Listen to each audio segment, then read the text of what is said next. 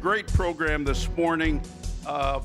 The citizen survey this is the fourth rendition. We've been doing this every other year. I particularly want to thank UIS, the United Way of Central Illinois, John Gelker, who's here, the Community Foundation, Land of Lincoln, John Strimsterfer is here. And they are the people who made that happen, including our wonderful chancellor, who also is joining us this morning. So please say hello. Thank you, thank you.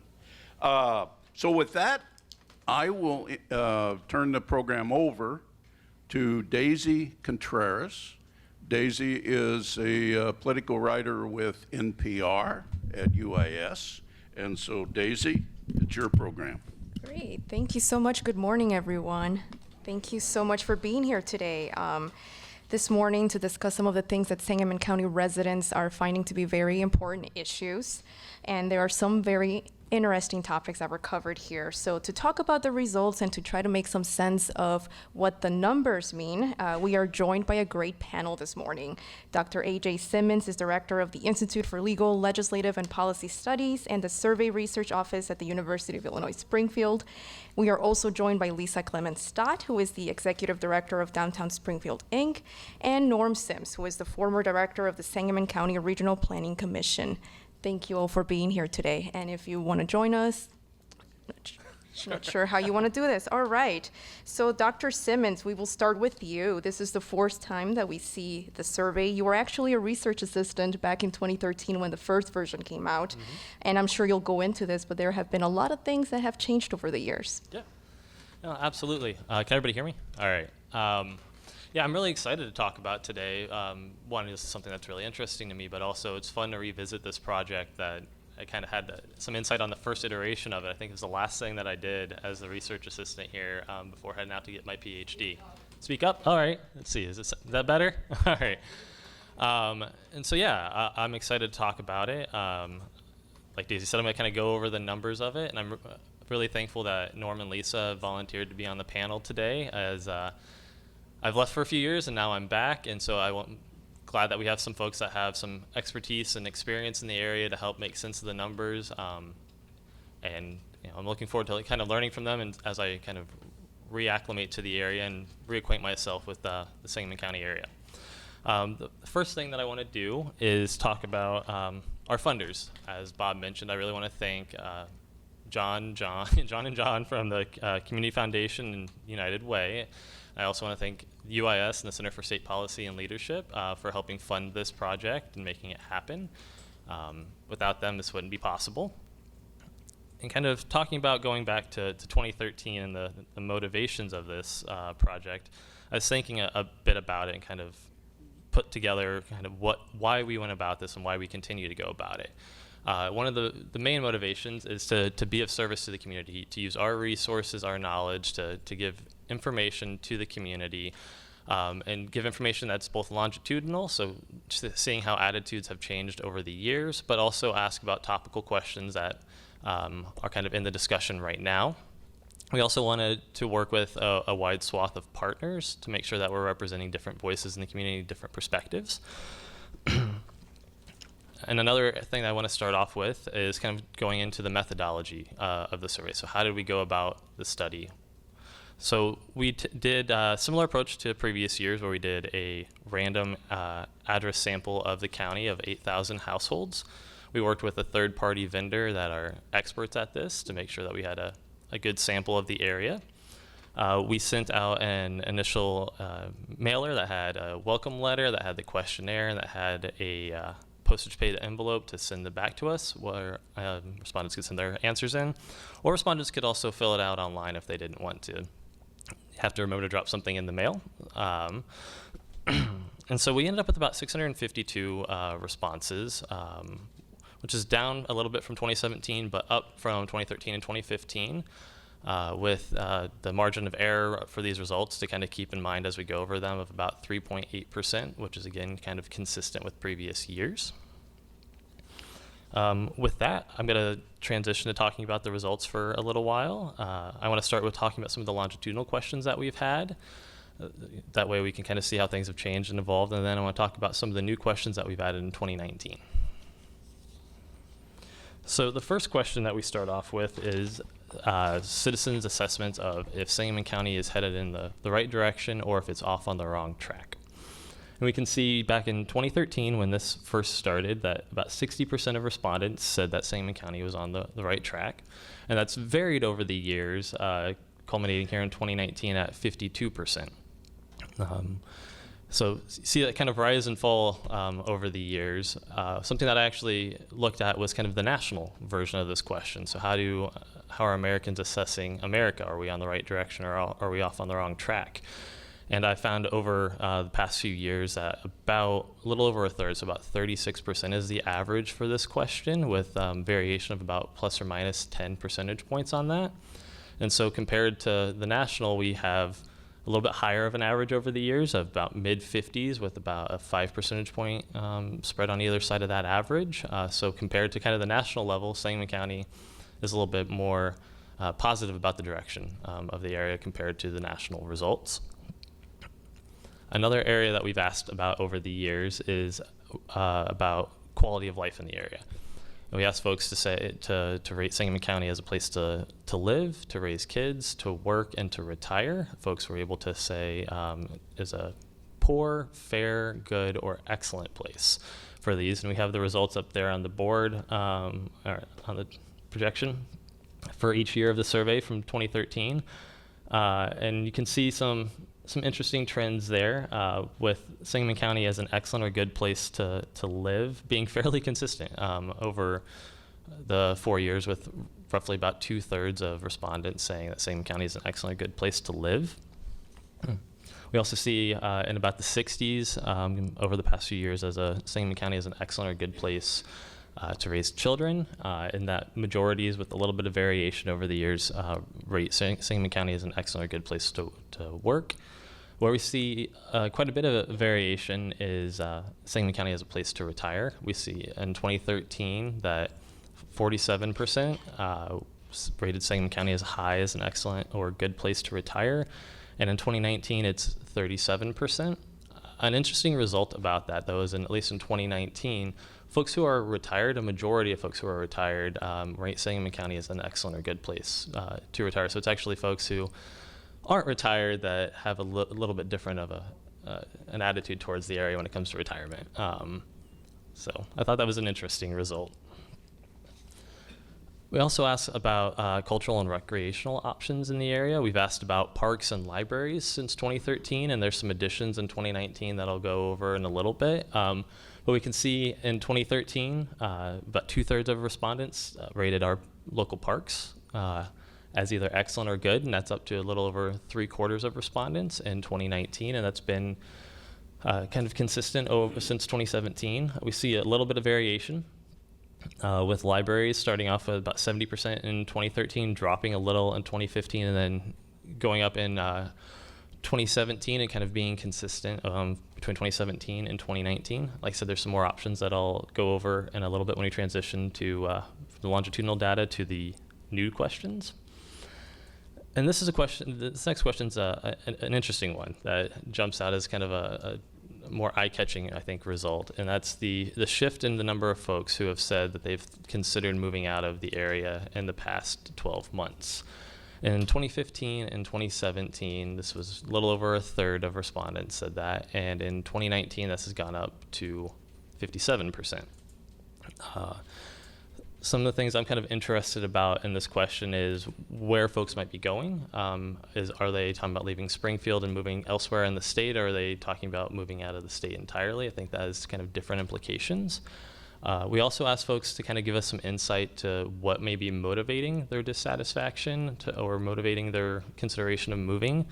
And we had respondents, I think about 23% citing tax rates, and a little under that citing economic development.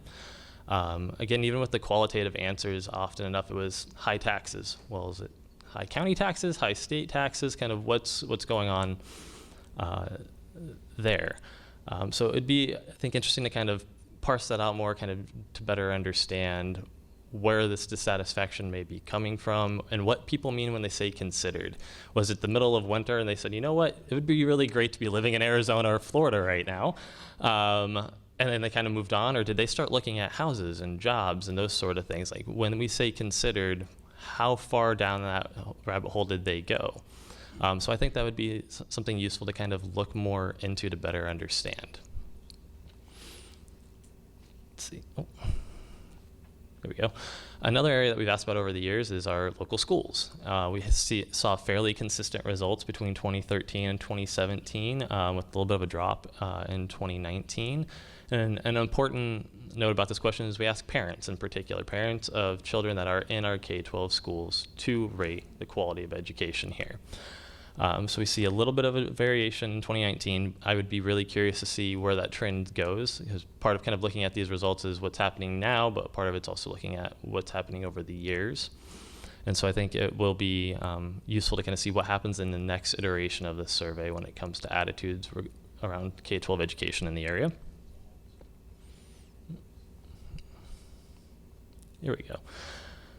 Another question that we've asked since 2013 is about residents feeling safe walking alone at night in the area. And this has another kind of interesting trend to it. In 2013, we were in the low 80s, 2015, 80, 2017, 70s. And then we see this drop in 2019. So we've seen this kind of trend downwards in assessments of feeling safe walking alone at night. And I think this kind of begs a lot of questions of, like, why? Where is this coming from? I think it would be useful to kind of pair this information with kind of crime statistics and media coverage around crime in the area to kind of see, is this reflecting reality? Is this reflecting something else going on? And breaking kind of results out by maybe zip code and those sort of things to pair all that data up. But yeah, that's another trend that kind of jumped out to me as seeing it slowly decrease and then that drop between 2017 and 2019. And again, it'll be really interesting to see what happens in the next iteration of the survey to see if that goes back up or what happens there. Was this just a blip, or was this actually the result of an actual trend? Another area we've asked about since 2015 is about race relations in Sangamon County and how respondents assess those. In 2015, it was a little under 2/3, shot up to a little over 3/4 in 2017, before dropping down a little bit in 2019. And again, I think trend data is going to be really interesting to see here of kind of what happens in the coming years around this question. We also asked folks about local economic conditions. We asked folks if the economic conditions were worsening, staying the same, or improving over the years. And we see that if we're looking at 2019 versus 2013, the results kind of look fairly similar. But in between that, we see more variation over the years in 2015 and 2017. One notable result that that kind of jumps out is the jump in 2015 to 2017 and folks that said things had worsened around here, but then the drop between 2017 and 2019, and the fact that in 2019 the percentage of respondents that said things had improved had doubled from 2017, which was a drop of more than half from 2015 previously. Related to kind of economic development and the economy here, we asked folks about the importance of downtown for the area. And in 2013 and 2015, we saw kind of fairly consistent results. And then we saw a little bit of a drop in 2017 with a return to kind of in those 80 percentage areas in 2019. And again, with that dip in 2017 and it kind of going back up into the 80s in 2019, I'm curious about what may have affected that, or what may happen the next time we ask this question. Is it going to continue to be high? So was 2017 just abnormal, or was it actually kind of something going on there? Another area that we've asked a few questions on is civic engagement. And since 2013, we've asked questions about assessments in confidence and leadership. And in 2013 and 2015, we asked about only local unelected leaders and local elected leaders and how confident respondents were towards those leaders. And then in 2017, we added state officials and federal officials. And you can see some variation over the years, particularly that there's a drop between 2019 and 2017, and assessments in confidence in local elected leaders. I would be interested to get some folks' thoughts on that. And we saw also a drop from 2017 and 2019 in confidence in unelected leaders as well. Another civic engagement question we've asked is about trust. If most people can be trusted, or if you can never be too careful with people. This is pretty similar to questions asked at the national level.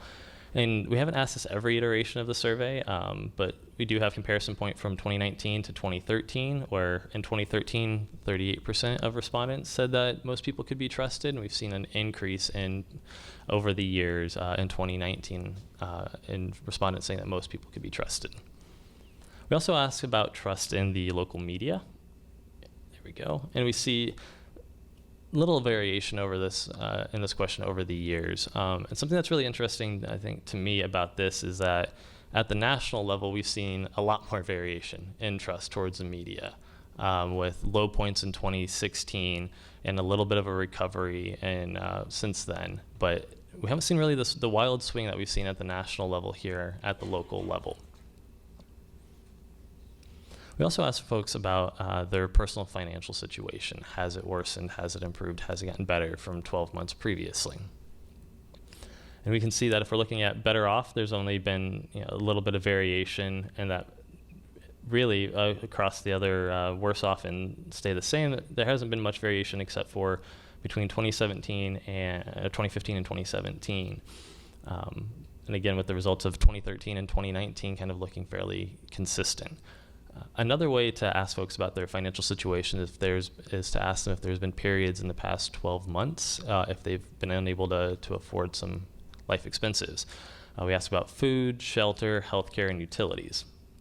And we can see some variation over the years, particularly shelter. The percentage of respondents saying shelter they've had struggled with that, doubled from 2015 to 2017.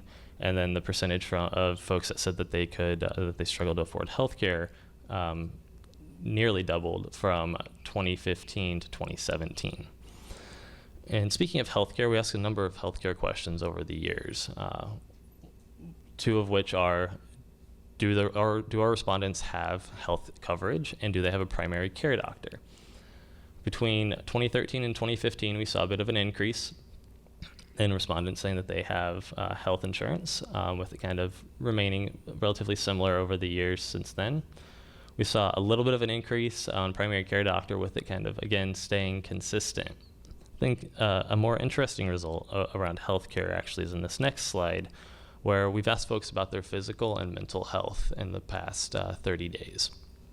We asked respondents if they've experienced at least one day of bad physical health and at least one day of bad mental health since 2013. And we see a decrease from 2013 to 2015, and it stayed, like I said, a little more consistent since then when it comes to physical health. But mental health, we've seen more variation.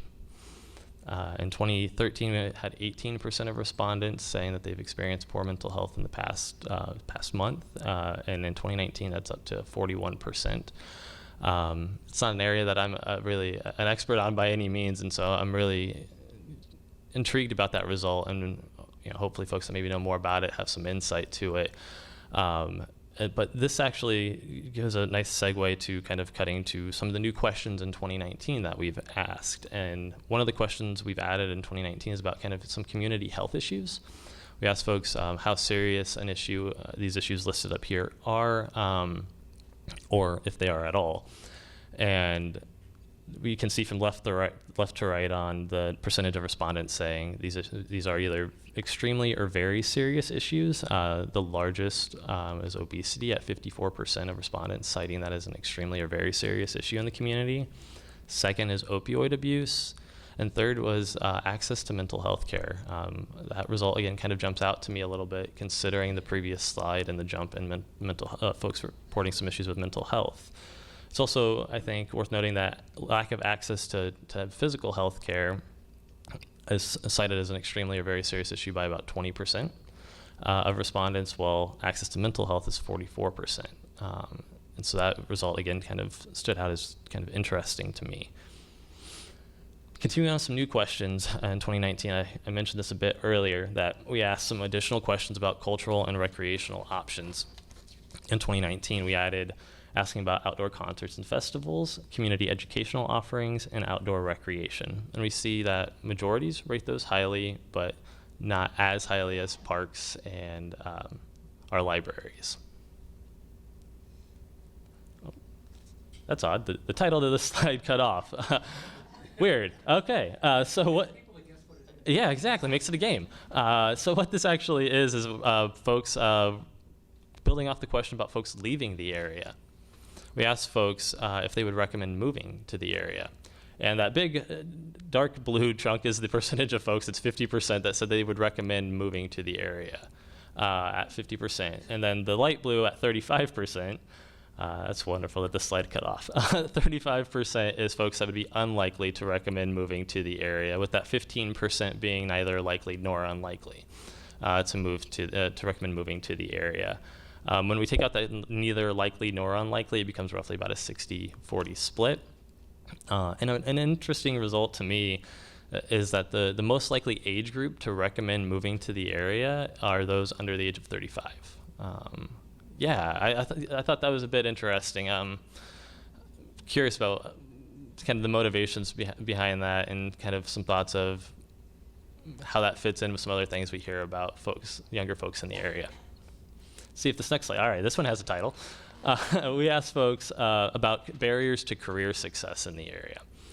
We asked if these three options of being a person of color, being not from the area, and not having connections are large, small, or not a barrier at all to career success in the area. And we see that folks view not having connections as the largest barrier to success, with the other two options kind of having fairly consistent results. So this brings me to the last edition in 2018 that I'll go over. And there's a lot that I could go over. There's over 60 questions on this survey. And the survey itself is kind of a buffet of different topics. And then this presentation is even more of a buffet, kind of selecting from a wide swath of questions. So what this question does is ask folks to rate on a ladder their quality of life from 0 to 10. And there's some debate about how to interpret these within kind of the public opinion realm, which is why I wanted to just put the information out there to see each of the responses. Well, there is some debate on how to interpret this. One thing that is kind of consistent is considering folks that are that rate their quality of life as 0 to 4 are considered as kind of having a low evaluation of their quality of life. Where the debate falls is whether to consider a 7 out of 10 or an 8 out of 10 as having a high quality of life. What's great about that is that's right where the biggest splits are, where the biggest groups are, I should say. And so it's, do some rounding for the sake of just visual here, but I think it's about a 0.2% difference between folks rating their life an 8 and folks rating their life a 7.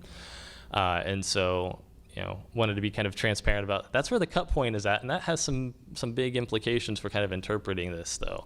That either depending on if you use 8 or if you use 7, it's either 40% or a little over 60% rate their quality of life high in the area. And so, in the full report, I take the kind of the conservative position of an 8 or above, but we also include this additional data so folks can kind of see what the trend is themselves.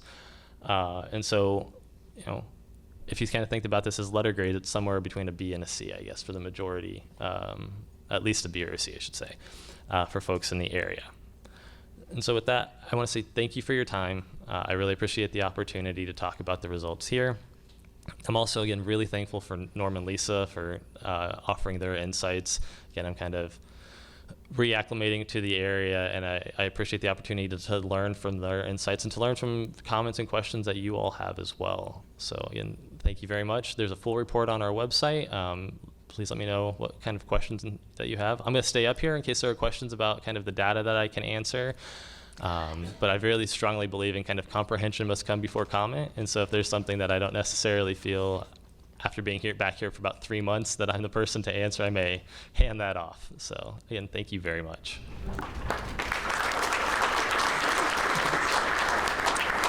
Thank you so much, AJ. So I guess we'll turn it over to Lisa. Lisa, give us your reaction here. What stood out to you?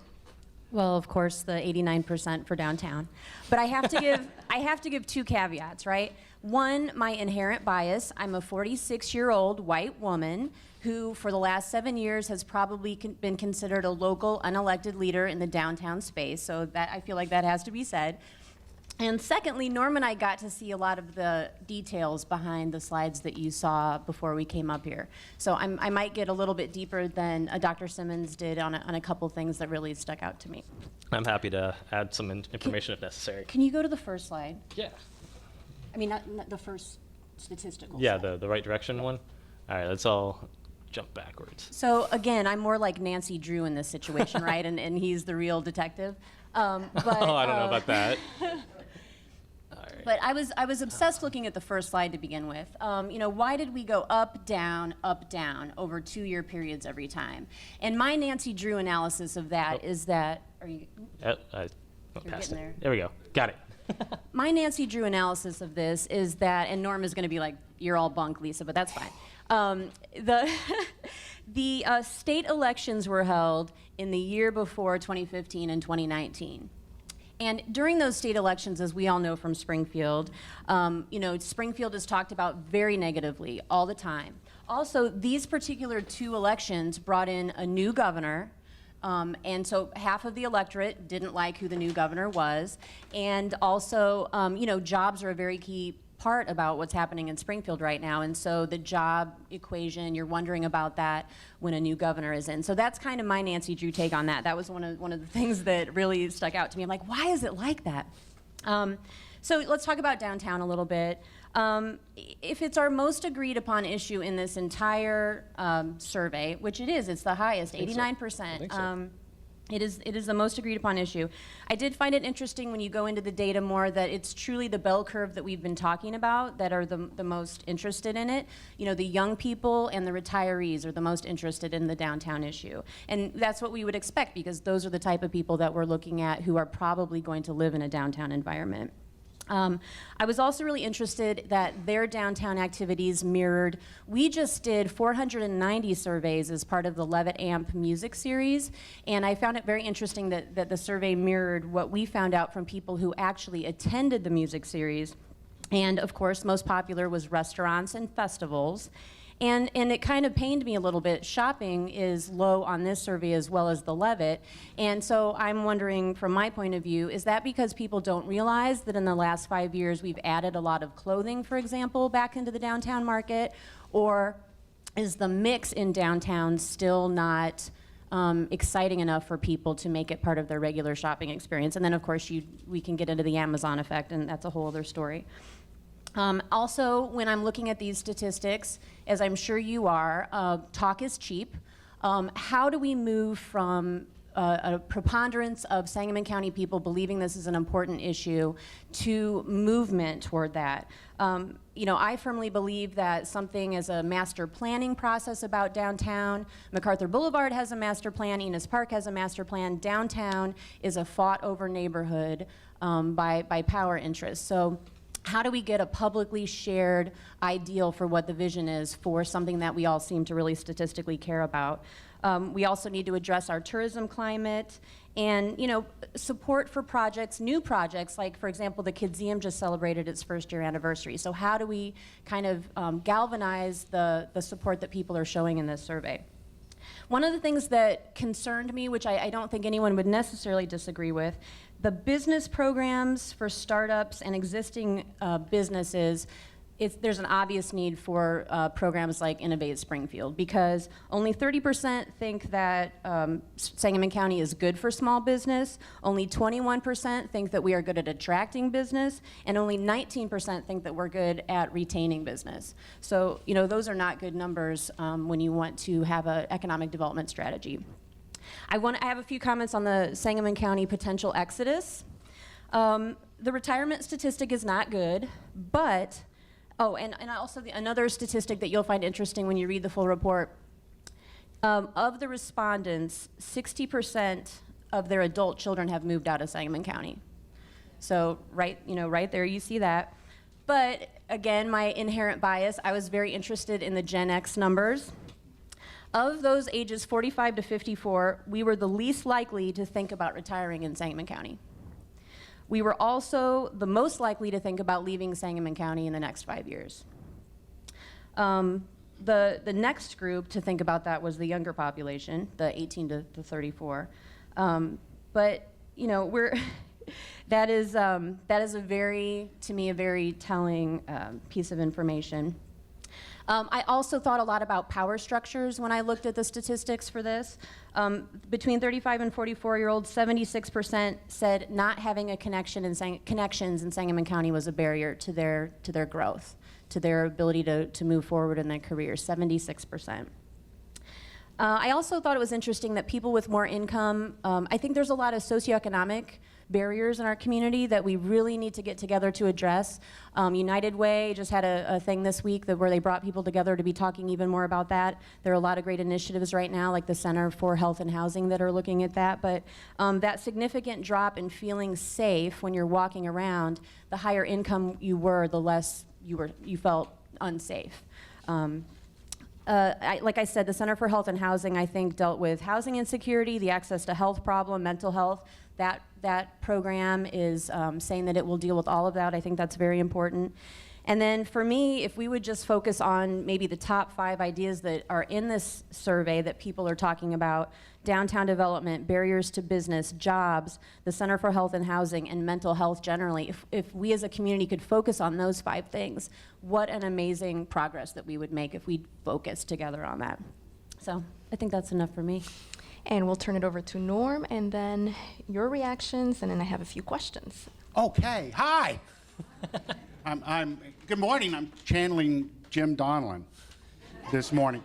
First, I want to second something that Bob mentioned. We all owe a debt of gratitude, in my opinion, to United Way, the Community Foundation, and the Center for Policy and Leadership at UIS for this work, particularly doing it for a number of years, because we are in a short attention span kind of society now. So following this is, I think, very useful, and particularly thank all of you for being here, because the original intent of this work is very important, and you mentioned it early on, to create a longitudinal sort of look at answering a very simple question, which is, how are we doing?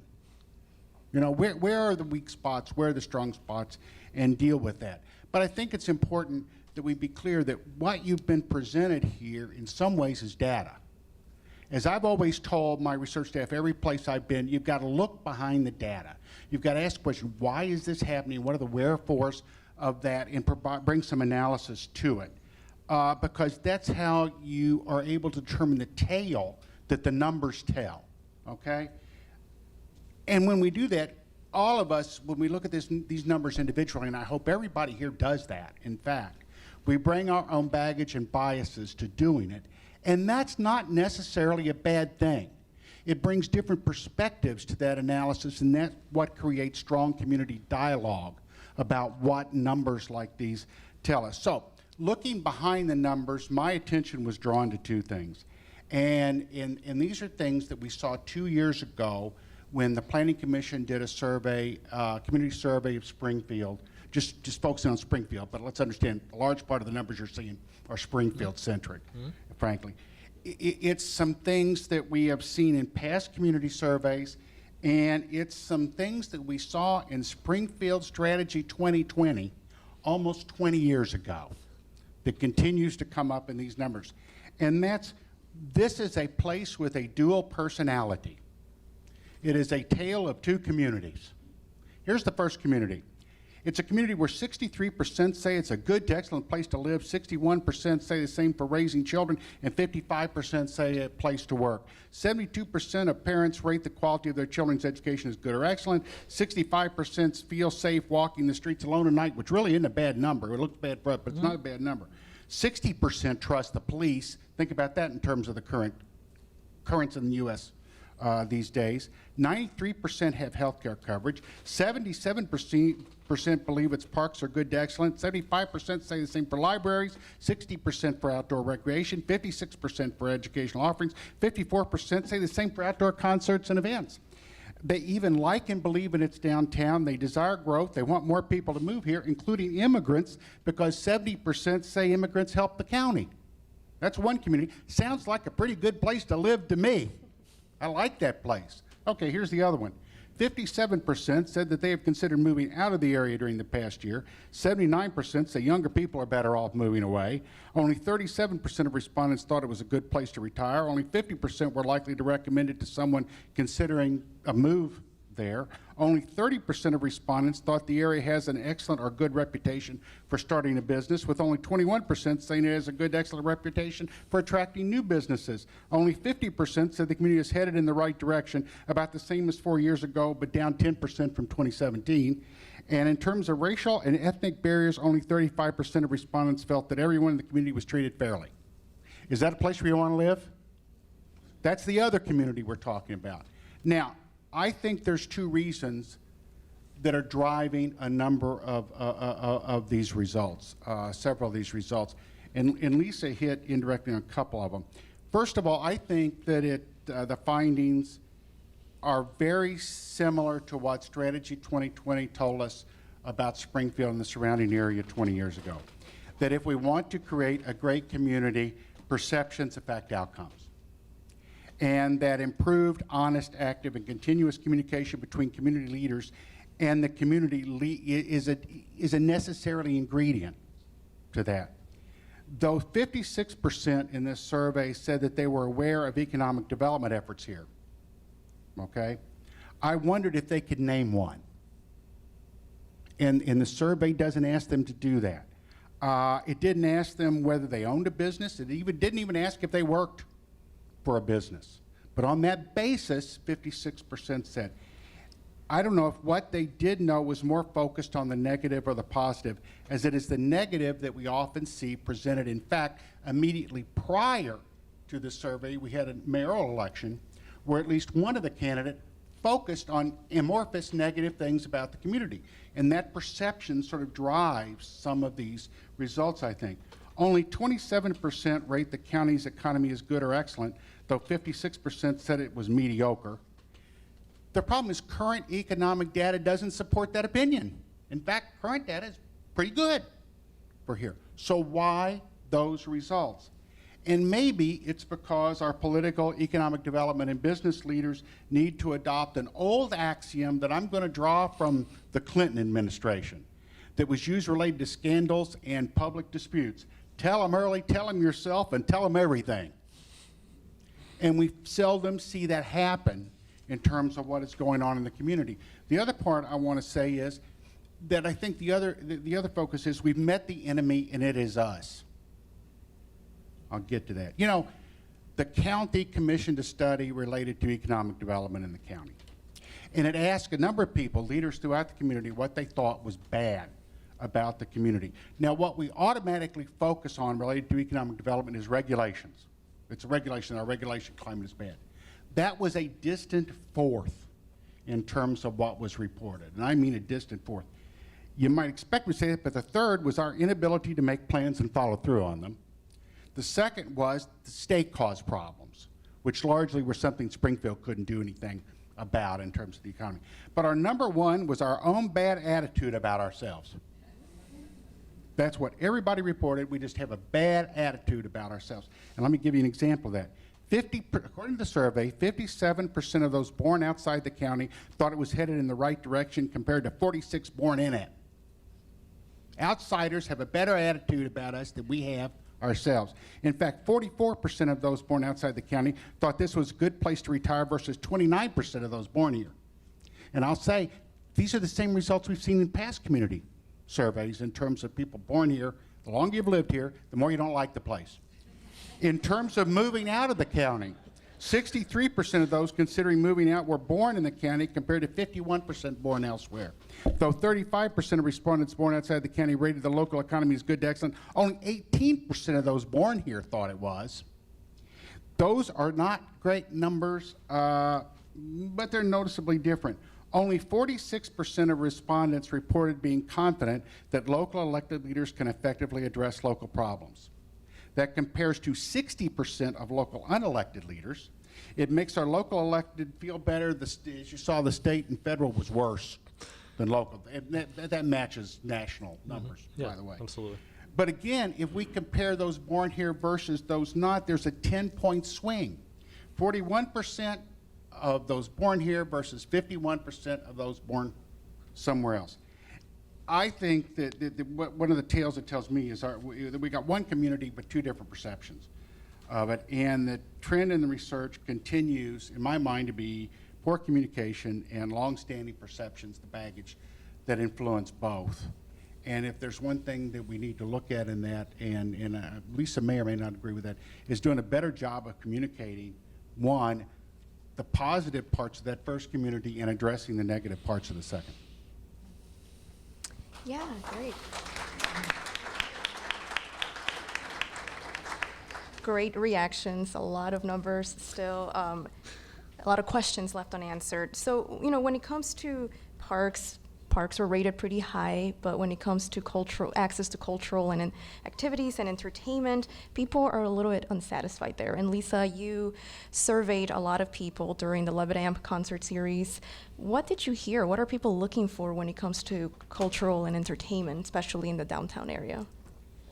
I think the difference with the Levitt Amp series, and I was a little surprised at how viral, I guess it went, because I think of two reasons. It was a free activity. A lot of our festivals are ticketed. And also, it was truly geared to bring all parts of the community together. So how many places other than parks and libraries does it not matter what your socioeconomic status is? Does it not matter, what race you are? Does it not matter all these other things that are barriers sometimes? And so I think that as a community, maybe we should explore, but the Springfield Park District does this so well. They have so many free activities and so many things you can do in the parks, and that's probably why it's so high. But I think that is something for us to continue to explore, low-dollar community building activities. So we've talked about how younger people sometimes are more likely to want to be here if they haven't lived here as long. So how do we keep people of retiring age here? I mean, we're doing a lot to make sure that young professionals come to Springfield, come to Sangamon County to work. What can we do to make sure that people retire here and want to stay here? I think, surprisingly enough, looking at I was trying to do what we call in the trade the crosstabs. Yep. Take the number and compare that to age and the like. And the point was made that the people who don't think it's a good place to retire are those still in the job workforce. If you look at the other numbers, the older people, we are holding a pretty fair number of retirees, of those outside the workforce in the area. I would contend that there's two reasons for that. One is how the state treats public pension income for tax purposes. And the second is we have a large number of people who are state employees who have retired here because family holds them here. When we surveyed young people a number of years ago, asking them the question, in fact, I think 5 years outside of high school, I think is what we looked at. The question is why they would or wouldn't come back to the area. Is their number one reason not is because of job availability in their chosen field. And I think at that time, the only thing we didn't have jobs for here was the one who wanted to be the oceanographer. We couldn't provide an opportunity there. But the number one reason why they would is because of family connections. And I think that's what we're seeing. We are not going to be able to compete on weather absent faster climate change. You know what I mean? I mean, that's a draw. And we are not developing many housing developments that are that focused on the needs of older retirees, the Sun City kinds of opportunities you'd see where they have built-in activities and built-in amenities for older people. I just think that's going to be a continuing problem, not just here. In fact, I'm more concerned, frankly, about loss of population overall than from the entire middle portion of Illinois than I am necessarily retirees. And we're going to open it up to questions. We have enough time to get a few in, so we'll we have a mic going around, and Yeah, we somebody's have gonna back get- here. Thank you, Daisy. We'll start back here. I'm wondering if some of the reaction to the questions, like you did your Nancy Drew analysis, I wonder if we could do an analysis of the answer to some of the questions as reflecting what's going on at a national level. People feel less safe. What was going on at a national level during that time? People feel less confidence in economy. Well, what was going on at the national level, which is what everybody's, which is running through the, everybody's heads and the news and all that. So I wonder if some of the reflection is really reflecting on national things instead of local. No, absolutely. I think it could be national. I also think state. I think it was mentioned up here that Springfield kind of carries the water for the state sometimes. So I absolutely think there's a national and state component to that reaction, and trying to sort out how much of it is national, how much of it is state, how much of it is county or city, tells the county and city what they can control and what they can't control. So absolutely, I think that's a great point. I have a question and just a comment. One question, and I'm not sure I saw the slide correctly, and that was people who saw barriers. And I seemed to see a large number, or a large bar that went up for people who felt that their race was keeping them from getting jobs. Yet there was another slide that showed that people thought race relations had improved. So I was kind of the connection between that. And the other comment that I have goes to people feeling like they can't socially connect in order to move forward or improve. I was at a conference yesterday with several young people, and one of the surprising comments of why they thought that they could not break into that and feel like they connected to their community was the barrier, the thought that in order to get to those groups to network, you had to pay a large membership fee, or you had to have money to get on a board. And I think that's just something to consider about when we look at groups and memberships and ways that people do to look at payment plans and to look at other options, and just not assume that those people have that money in order to diversify some of our boards and our membership clubs. Either of you have? Go ahead. Yeah, please go ahead. Right ahead. I don't want to take the whole, I want to do the whole thing. It's off. It's off. You can turn that off. I want to deal with one part of it, and that's the last component of it, because it's something we looked at when I did the analysis of this millennials and how they relate to stuff. Look around you. You see a whole bunch of millennials in this crowd? You consider you guys a whole bunch. So Welcome. count, yeah. The fact is that the current the baby boomers were different in that they, unlike their parents, didn't belong to civic organizations, which is why the average Lions Club member is like 82, okay? And that has occurred off and on. The younger generation that we have, the millennials, who are starting to approach mid-career or early career and will be leaders in the next 10, 15 years in these communities, don't join clubs. They create their own networks among themselves, typically communicating with their friends. There's a different style. It's a difficult thing to do. It's different than what we've seen in the past. The baby boomers didn't connect at all. The millennials are connecting. They're connecting electronically to some extent, in some ways on very narrow bands that they're working through. And we really haven't found a good way to create institutions, civic institutions, for them to be involved in. I think, frankly, that's the boomers' fault, that we haven't figured it out. But I think that's an ongoing problem, and it's a real one we need to think about. I'm not so convinced it's money necessarily, it's just institutional and how you know what I'm saying, and how the institutions work. I think you've hit on a real problem that we pointed to when we did the millennial study. Some of you may have remembered that presentation, and it's an ongoing difficulty. I think the other part of that is the media is not either. A large part of what younger people are doing now go to the net for their information. They look for specific things. That's different than what boomers do when they read a newspaper. When you read a newspaper, you're forced to look at things you may not have planned to look at to begin with. But that's not the case if you're able to select that feed on that issue you want. So it's not, for example, that this group is tied to CNN versus MSNBC, whatever. They're tied to the Travel Channel or the Cooking Channel or some very narrow band within all of the media that's available to us. And I'm not saying that these three that make up the mass of millennials today are. That's a very baby boomer response, Norm. I am the chosen one. As the squeezed, I'm not the king of Israel. That's too much trouble. as the squeezed Gen Xer on this panel, my experience with millennials, and I'm going to talk a little bit for you guys. I think they are hungering to get into the power structures of Springfield. They are impatient, just as the baby boomers were. They want to get in, make a difference. They are making a difference. And I think that Gen X and the millennials together could really make some massive changes in this town if the power structures would let us. Let me throw out one question over here. But a 0%, if I'm not mistaken, local elected officials who are here this morning. I could be missing one here, okay. I apologize. So forth. Question? Sorry.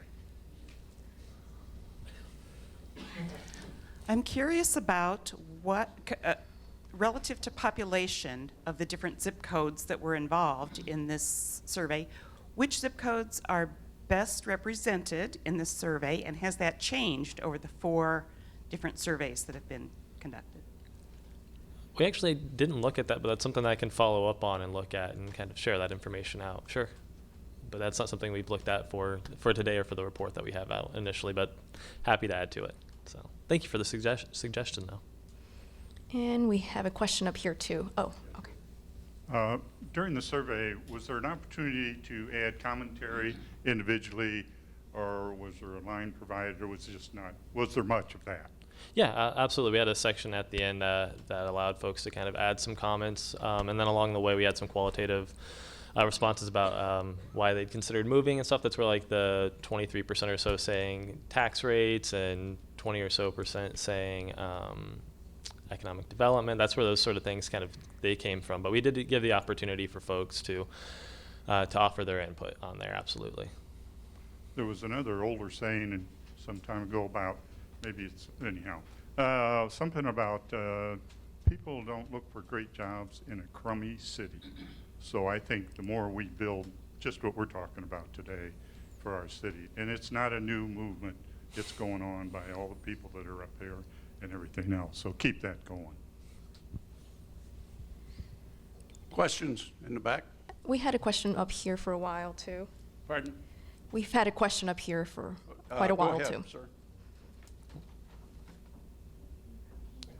Yeah, go ahead.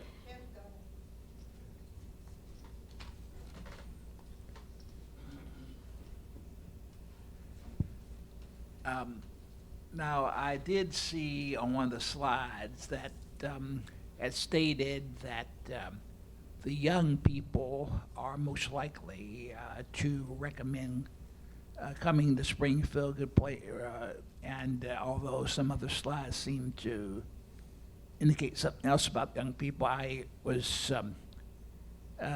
curious why that is, because even when I was young, people were saying there wasn't enough to do in Springfield, and